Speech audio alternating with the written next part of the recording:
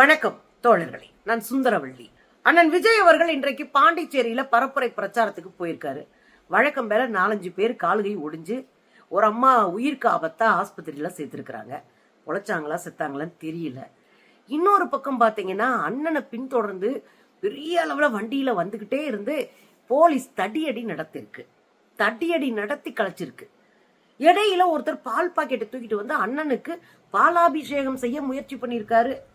இன்னொருத்தர் கார் மேலேயே பறந்து போய் கிஸ் பண்ணி இருக்கிறாரு.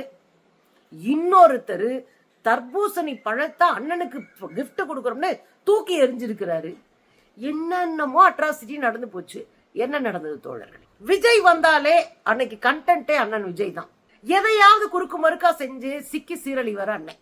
போற இடத்துல எல்லாம் எப்படியும் 2-3 பேர் கை கால உடைச்சு விட்டு வருவாரு. அப்படி இல்லைன்னா உசுருக்காகத்தான் 4 பேரை ஆஸ்பத்திரிக்கு அனுப்பி விட்டு வருவாரு. இல்லைன்னா கொஞ்சம் பேர் சாகடிச்சுட்டு வருவார்.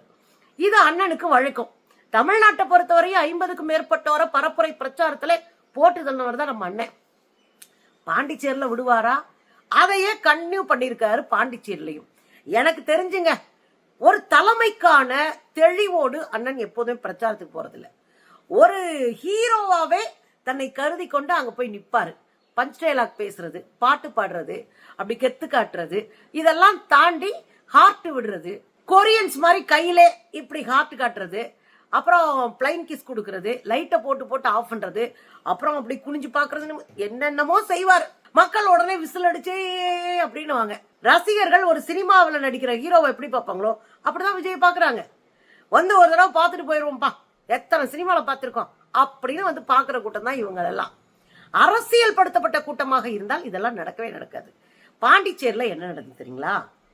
பாண்டிச்சேரி அரசு தொடக்கத்திலே தெளிவா உட்கார வைக்க வேண்டிய இடத்துல உட்கார வச்சிருச்சா அண்ணன். தினந்தோறெல்லாம் வந்து பிரச்சாரம் பண்ணிட்டு இருக்க முடியாது. அண்ணனும் போக மாட்டாரு, அது வேற விஷயம். ஒரே நாள் உங்களுக்கு டைம் தரோம். 4ஆம் தேதி மட்டும்தான். 5ஆம் தேதி 6ஆம் தேதி எல்லாம் கேட்கப்படாது. 4ஆம் தேதி மட்டும் 4 இடத்துல பிரச்சாரம் பண்ணுங்க. காலையில் 9 மணில இருந்து 12 மணி வரை உங்களுக்கு டைம். ரோடு ஷோன்னு தெருவா அலையக்கூடாது. இப்படி பல சட்டதிட்டங்களை போட்டு அவர் பிரச்சாரத்துக்கு போயிருக்காரு. தமிழ்நாடு நேரம் கொதிச்சிருப்பாரு. திமுக அரசு எங்களுக்கு எதிராக என்ன செய்தது பார்த்தீர்களா மிஸ்டர் ஸ்டாலின் அப்படின்னு முக்கியிருப்பாரு. ஆனா அங்க அதெல்லாம் செய்யல. கமுக்கமா போயிருக்காரு. போக சொன்ன நேரத்துல போனாரு. நம்ம ஊர்ல 12 மணின்னு 7 மணிக்கு போய் சேருவாரு. அங்க 9 மணினா 9 மணிக்கே போயிருக்காரு. பரவாயில்ல தானே? அன்னை கொஞ்சம் கொஞ்சமா தகுதியை வளர்த்துட்டு இருக்கிறாரு. போறவர் என்ன பண்றாரு? போற வழியிலேயே ஆக்சிடென்ட் தான் முதல்ல. இவர் பின்னாடியே ஒரு கூட்டம் வருதுங்க. இவர் பின்னாடியே 2 வீலரும் வருது, காரும் வருது. இந்த காருக்கு இவருடைய பிரச்சார வாகனத்துக்கு நடுவுல மாட்டிக்கிட்டு பட்டனை போய் அடிச்சு கீழே விழுகிறானுங்க பசங்க. கீழே விழுந்தா அவன் மேல விழுகிறான். போற வழி ஃபுல்லா ஆக்சிடென்ட் தான். பாருங்களேன், எங்க போனாலும் ஆக்சிடென்ட் தான். அண்ணனை பார்க்க போறவன் உசுரோட வீட்டுக்கு திரும்பினாதான் உண்டு அப்படின்ற நிலைமை தான் இன்னைக்கு இருக்க உண்மையான நிலைமை. சரி, இங்கதான் கால்கையா உடைச்சிட்டு போய் நிக்கிறாங்கன்னா இன்னொரு அம்மா மயக்கமே போட்டாங்க. ஆம்புலன்ஸ்ல ஏத்தி அனுப்புறாங்க. எப்படியாவது இவங்களை காப்பாத்தி விட்டுருங்கன்னு. பாருங்க,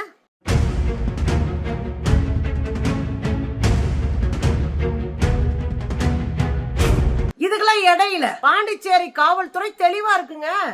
விஜயோடைய வண்டிக்கு முன்னாடி 2 காவல்துறை வண்டி போகுது.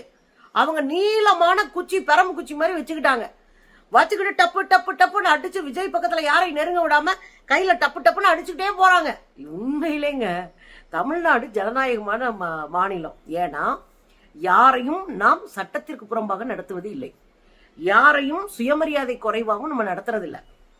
ரசிய வர்றான், அவன் திருந்திக்கணும்னு நம்ம நினைக்கிறோம். காவல்துறையை வச்சு அடிக்கிறதோ மிதிக்கிறதோ நம்ம பண்றது கிடையாது. இவன் தான் காவல்துறையை போட்டு பாடாப்படுத்துவான். கோயில் ஏறி உட்கார்ந்துக்குவான். அவனை இறங்க வைக்கிறதுக்குள்ளேயும் காவல்துறை தண்ணி குடிக்கணும். அவ்வளவு வேலை தமிழ்நாட்டில் பார்ப்போம். நம்ம ரொம்ப ஜனநாயகமா இருப்போம். அங்கெல்லாம் அப்படி கிடையாது. படார் நீல குச்சியை வச்சு அடிச்சுக்கிட்டே இருக்கிறாங்க. காவல்துறை ஒரு பக்கம் அடிச்சு வெளுத்துக்கிட்டு இருக்கிறாங்க. இன்னொரு பக்கம் என்ன பண்ணாங்க தெரியுமா? ஒரு போலீஸ்காரர் அவர் பாட்டுக்கு வர்றாருங்க. படப்பட நிக்கிற வண்டி இருக்கு இல்லையா, 2 வீலர்ஸ். அதாவது விஜய் கிளம்பிட்டாருன்னா பின்னாடியே 2 வீலர்ல போவாங்கல்ல, அந்த கும்பல் 2 வீலரோட நிக்கிதுங்க. ஒரு காவலர் என்ன பண்ணாரு? படப்படன்னு வர்றாரு. எல்லா வண்டியில இருக்க சாவியும் சடக்கு எடுத்துக்கிட்டாரு. படப்படப்பட உருவிட்டு போறாரு. நீங்க நின்னுக்கிட்டு கடா அப்படின்னு பாருங்களேன்.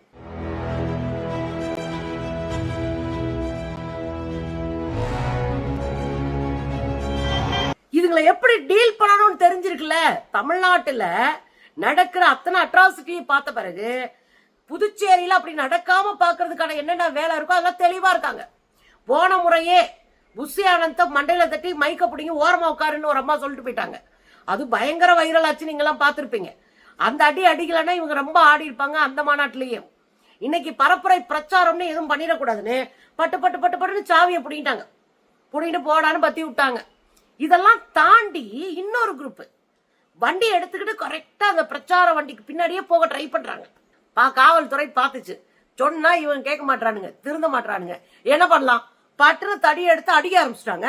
அடிச்சு அடிச்சு ஓட வைக்கணும். அங்கிட்டு போ அங்கிட்டு போ அங்கிட்டு போன்னு மிரட்டி ஓட வச்சுட்டு இருக்காங்க. ஆனா வாயே திறக்கலையே, நம்ம அண்ணன் விஜய் வாயே திறக்கலைங்க. ஒரு இடத்துல கூட எங்க மக்கள் மேல எங்க ரசிகர் மேல கை வச்சா என் மேல கை வைக்கிற மாதிரி நான் பனையூர்ல தான் இருப்பேன் மிஸ்டர் ரங்கசாமி, என் மேல கை வைங்க, என் ரசிகர்களை விட்டுருங்க அப்படின்னு கேட்டிருக்கணும்ல. நீங்க தான் துடியானவராச்சே, உழைக்கிற மக்களை பாதுகாக்க வந்த தேவதூதன் ஆச்சே, அங்க பேசியிருக்க வேண்டியதானே. உங்க ஆட்களை தடியடி நடத்தினாங்கல்ல, அங்க எல்லாம் பேசவே இல்லைங்க அண்ணன்.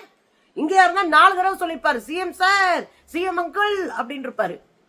அங்க வாயெல்லாம் மூடிட்டு அவர் பாட்டு பேசிட்டு வர்றாரு பாருங்க.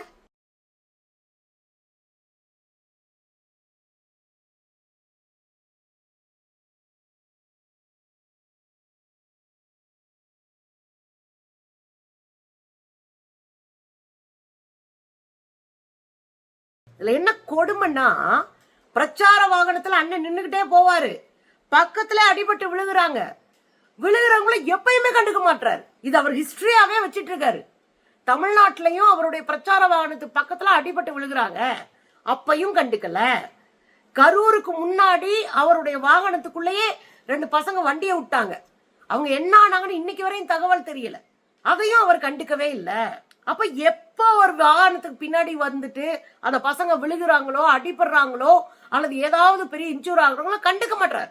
தஞ்சாவூருக்கு போறாரு, பின்னாடி வந்த 4 பசங்க விழுகிறானுங்க, அதுல ஒரு பையன் செத்தே போயிட்டாரு விக்னேஷ்னு. எதையுமே கண்டுக்க மாட்டாரு, வருத்தம் தெரிவிக்க மாட்டாரு, இப்படி வராதீங்கன்னு கண்டிக்க மாட்டாரு.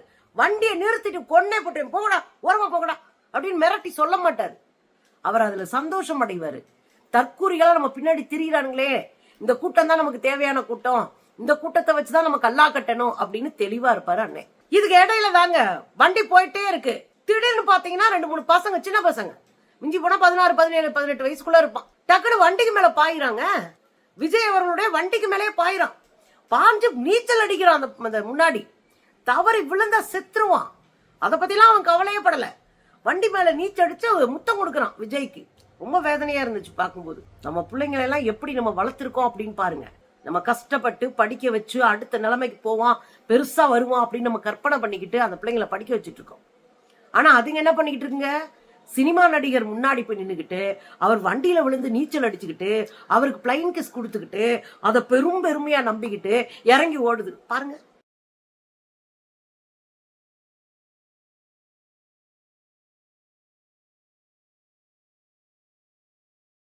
இன்னொரு பையன் வர்றாரு, கூட்டத்துல வந்துட்டு விஜயோடைய காருக்கு முன்னாடி போயிட்டு ஒரு பால் பாக்கெட்டோட வர்றாரு. அந்த பால் பாக்கெட்டை உடைச்சு அப்படியே விஜய்க்கு முன்னாடி இப்படி பீச்சு அடிக்கிறாரு. அதாவது என்னன்னா, விஜய் அவர்களுக்கே பாலாபிஷேகம் செய்யலாம் அப்படின்னு நினைச்சாரு போல இருக்கு. இதுவரையும் கட்ட அவுட்டுகளுக்கு பாலாபிஷேகம், பிளெக்ஸுக்கு பாலாபிஷேகம் பண்ணி பழக்கப்பட்ட குரூப். ஏன்னா ரசிகர்கள் அப்படிதான். இந்த பழக்கப்பட்ட குரூப் கையில பால் பாக்கெட்டோட விஜய் மேல ஊத்திக்கிட்டு இருக்கு. இது பரவாயில்லன்னு பாத்தீங்கன்னா, விஜய் அவர்கள் மேல திடீர்னு தண்ணி பழத்தை தூக்கி போடுறான். என்னத்த செய்யறதுனே எனக்கு புரியலங்க. தண்ணி பழத்தை தூக்கி உள்ள போட்டுட்டு இருக்கான். உள்ள உட்காந்துருக்கவங்க அடிபடாதா? கொஞ்சமாவது புத்தியோட நடக்க வேண்டாமா? என்ன அப்படி ஒரு ரசிக மோகம், அப்படின்னா ரசிக தன்மை.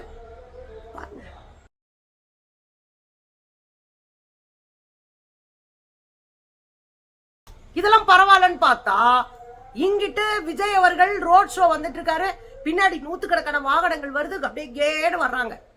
இதுக்கு பக்கத்து ரோடு, இந்த பக்கம் போற ரோடு இல்ல, இவர் இந்த பக்கம் வந்தாருன்னா இது இந்த பக்கம் போற ரோடு, அதுல இந்த பக்கம் வந்துட்டு இருக்கானுங்க. 2 ரோட்டையும் ஒரே திசையில மக்கள் வந்தாங்கன்னா ஆக்சிடென்ட் ஆகுமா இல்லையா? அது எவ்வளவு பெரிய பிரச்சனையை உண்டாக்கும். ஒண்ணு போக்குவரத்து நெரிசலை உண்டாக்கும், அது பரவாயில்ல. வர்றவன் திடீர்னு விழுந்து தொலைச்சு முன்னாடி போற வண்டிக்குள்ள விழுந்து தொலையாம இருந்தா சரிதான். போக்குவரத்து நெரிசல் பிரச்சனை இல்லைங்க. 2 பக்கமும் ஒரே மாதிரி வருகிற போது ஒரு விபத்துனா யார் வந்து நிப்பா? ஒரு கண்ணீர் அஞ்சலி போஸ்டர் கூட ஒட்ட மாட்டானுங்க, ஒரு அறிக்கை கூட விட மாட்டாங்க, ஒரு 5 ரூபாய் உங்க வீட்டுக்கு வந்து கொடுக்க மாட்டாங்க, ஒரு குறைந்தபட்சம் ஒரு இரங்கல் தெரிவிக்க மாட்டாங்க. இந்த கும்பலை நம்பிதான் உங்க பிள்ளைங்க எல்லாம் ஓடிக்கிட்டு இருக்கு. 19 நாள் பல லட்சம் ரூபாய் செலவழிச்சும் பெத்த பிள்ளைய காப்பாற்ற முடியல ஒரு பால் வியாபாரியால இங்க தஞ்சாவூர்ல. இதான் நிலைமை. முதல் மாநாட்டில இருந்து தொடங்கி கட்சிக்காக 20 வருஷம் ரசிகர் மன்றத்துல இருந்து 20 வருஷமா போஸ்ட் ஒட்டின பசங்க வர்ற வழியில செத்து போனாங்க, ஒரு இரங்கல் தெரிவிக்கல.